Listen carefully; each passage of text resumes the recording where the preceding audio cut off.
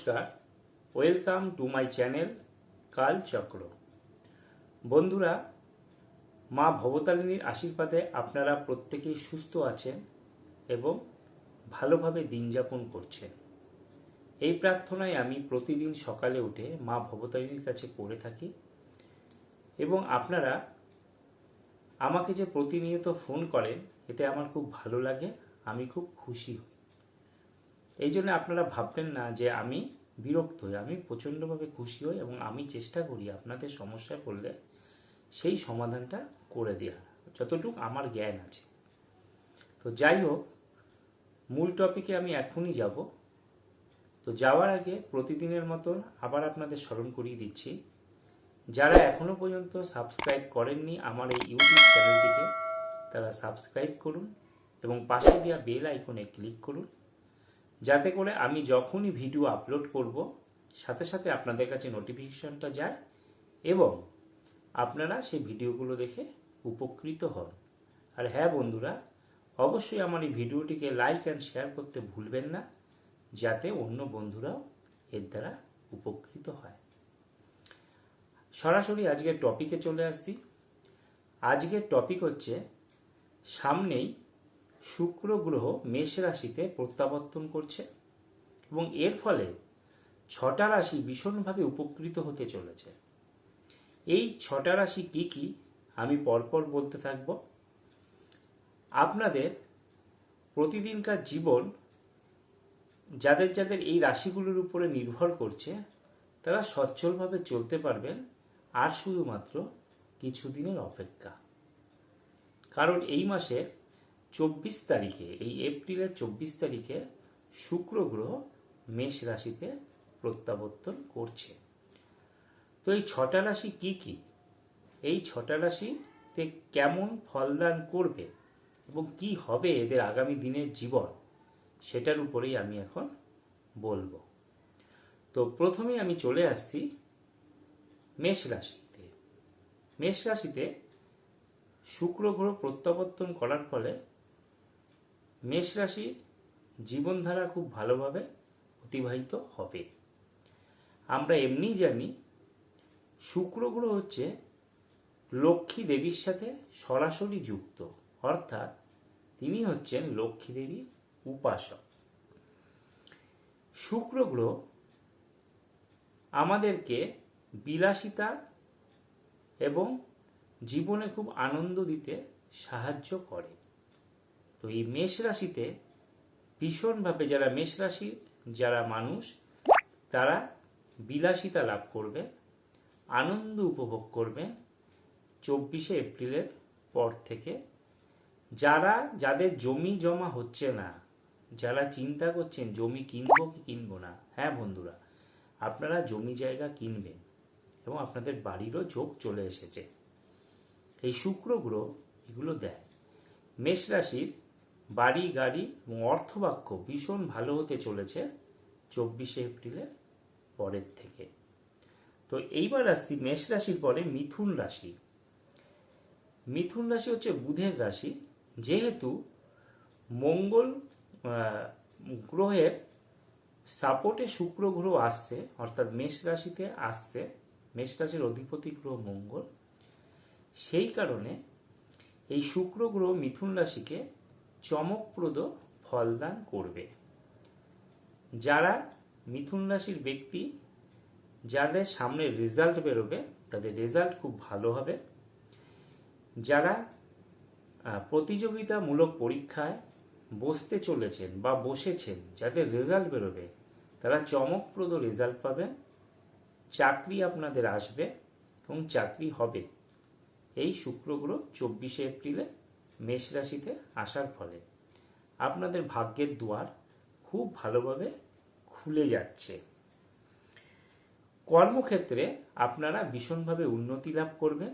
যাদের প্রফেশন ব্যবসা তারা দারুণ প্রফিট পাবেন এবং যারা মনে করছেন যে এই সময়টা ভ্রমণ করতে যাবেন তারা অবশ্যই ভ্রমণ করতে যান।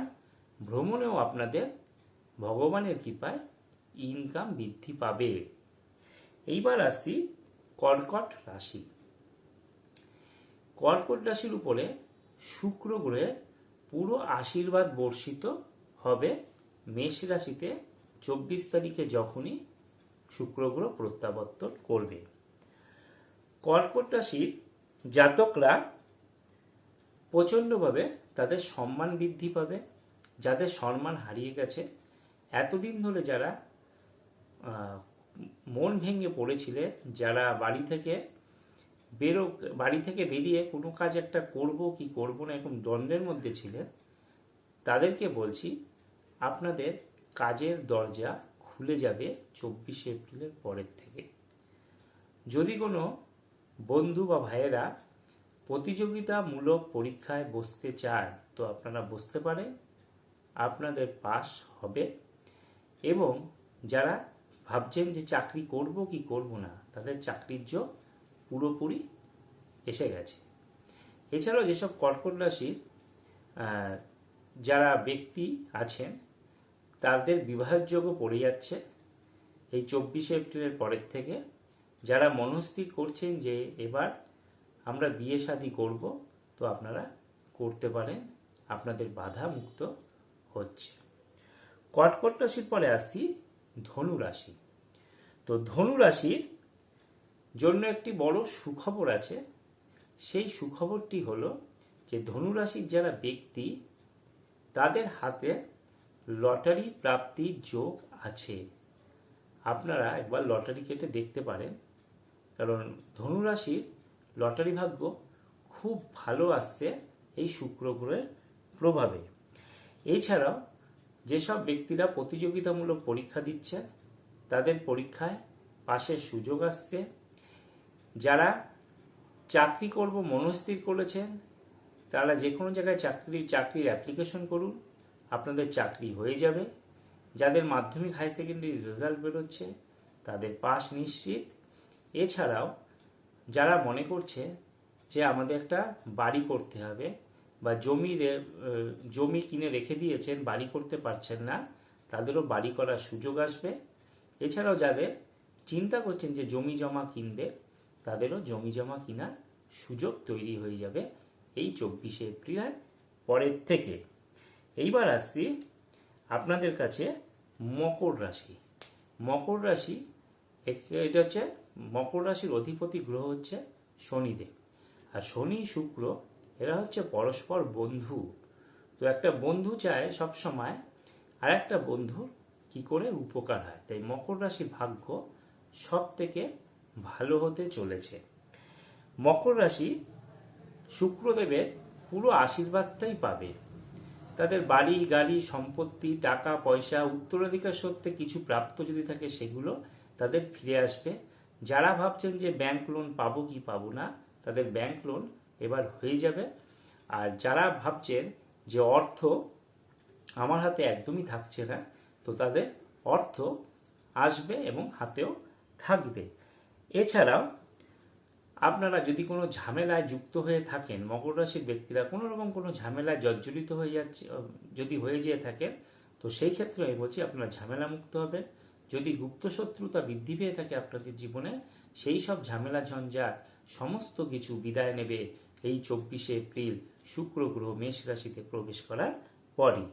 এবার আসি সর্বশেষ রাশি মীন রাশি। মীন রাশি হচ্ছে বৃহস্পতির একটি রাশি এবং শুক্র গ্রহ যেহেতু আপনার মেষ রাশিতে প্রত্যাবর্তন করছে, তাই মীন রাশিকে একটা ভালো প্রভাব সে দেবে।